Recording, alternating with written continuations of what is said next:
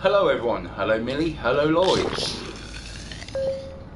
Today I'd like to discuss remakes or reimaginings, any one of a number of things really.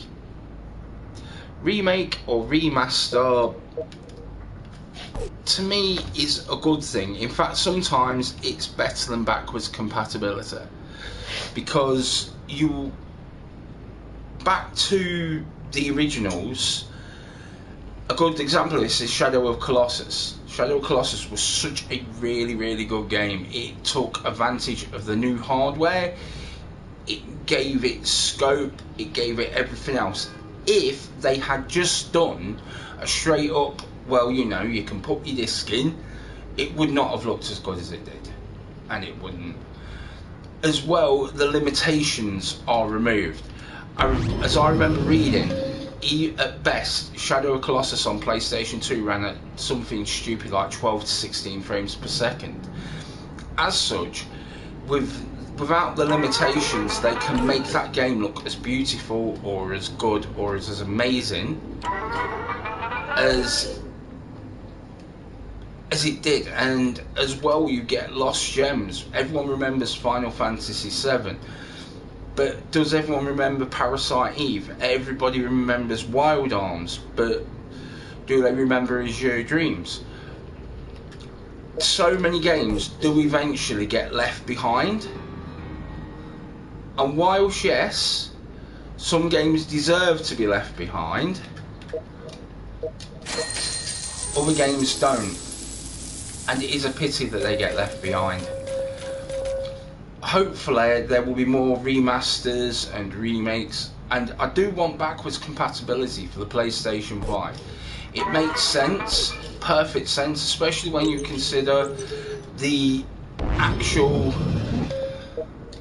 amount of decent games that there is out there for PlayStation 4. There is a lot of big games that I've not got around to yet. Metal Gear Solid 5 jumped straight to mind.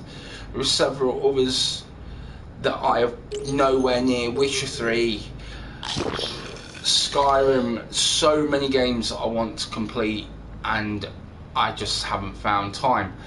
But as to the answer to the question, remakes, yeah, make more, bring back so much. Do a double pack for Parasite Eve. I think they could bring that back, and I think with the technology they have now, it would look better, it would play better, it would be a better game, and that would sell. Proof of that is in the upcoming Shenmue. That is looking really good, and people are going to buy it, and people are going to fall in love with it, and that is what they need. Bring back some of the ones that haven't necessarily been forgotten, but certainly have not got the fan base that they originally had. Now, today I should have been playing Lego Marvel 2, and what happened was I played through Captain Spirit, and I thought, I'm in the mood for an adventure game, I'm not in the mood for a Lego game. So I jumped in with Telltale Marvel Guardians of the Galaxy, which I'm really enjoying. I don't want to ruin any of the story for any people who haven't played it yet, so I'm playing this instead, because it's not really story driven and you're not going to find out nothing by what is on the screen. But my thoughts on Guardians of the Galaxy, it is everything it should be. It follows the graphical style of the comic book as opposed to the movie. It is funny, it is entertaining, it is a good story, and I'm really enjoying it. After that, I think it probably will end up being Minecraft Story Mode Season 2, and then finally Lego Marvel 2, which is where it should have been now. But this leads me on to my final thoughts of Far Cry 5. I finished the game, I was surprised by the ending. the ending surprised me. It shouldn't have done. It should have been straight up, but no, it surprised me. It was not what I was expecting. I was expecting a nice little ending, and it was good. The ending got me, and it shouldn't have done. Really, when you think about the sort of person he is, you should know where he's going to go, where this is going to end. And then I've done the first DLC. Now that, again, I really liked. It was different from the game. It made you feel like you was in a rush to get to that landing zone, and it was really, really good. As well, the fact your weapons didn't carry over, you had no people to help you until you found the people to help you. And it was, yet again, really thought out, very well done. But I am finding that Ubisoft sometimes really, really excels when it comes down to DLC. Yeah, you pay like £20, £30 for DLC, but you get a lot of DLC for your money. That took me a good 5-6 hours to do, because you have to do multiple playthroughs, and you can either be smart or you can rush. But if you rush, you can be at the end with no one to help you and nothing heading in the right way, and that is why I didn't rush it. I got through it, I enjoyed it. So now, as far as I'm aware, the next DLC comes out soon, so I'll probably actually go back onto that, but it won't take me long, and I'm sure I will enjoy it just as much. Now, my thoughts on Captain Spirit and the new Telltale engine. Well, I played the new Captain Spirit game. Yet again, ending, completely surprised by the ending. I was not expecting the ending. I'm not going to ruin it. I've already posted the video. I didn't do everything. Had I have read up at all, I would have known not to do one thing from the get-go, but I didn't read up on it. I wanted it as a complete surprise. And as such, I enjoyed the game I played, and I did. I advise anybody that has a passing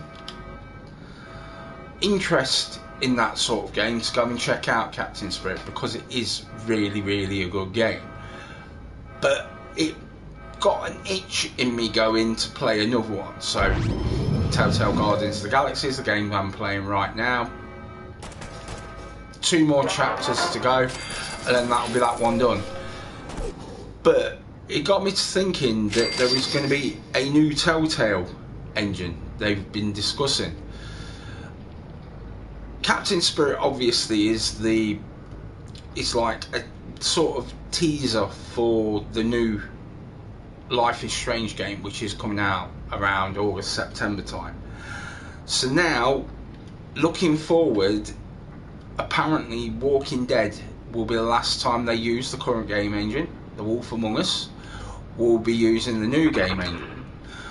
And whilst in some respects I'm happy that they are going to be using a new game engine, I am hoping that it isn't too far removed from the other game engine. Sometimes I'm in the mood to play an old arcade game, sometimes I'm in the mood to play a first-person shooter, survival horror game. It depends what I'm in the mood to play. But sometimes I want a game that is almost like a book, where you go from situation to situation and you can see how things either in depth or just breeze through the bits you don't like. That is why a Telltale game is good. Now, if the new one is going to allow to expand upon that further, I am all for it, because I think we need different games. Not everybody likes the same game. Not everybody does. So I am hoping that they expand upon it and they make it better, that they don't make it too action orientated. But I have a feeling it isn't going to do that. It is going to do what it needs to do.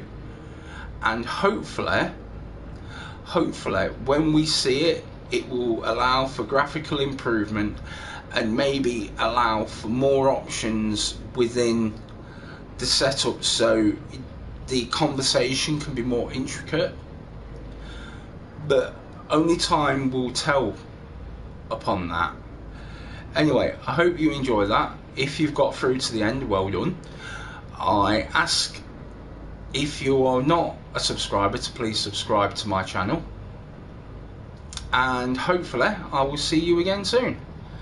Bye Millie, bye Lloyd.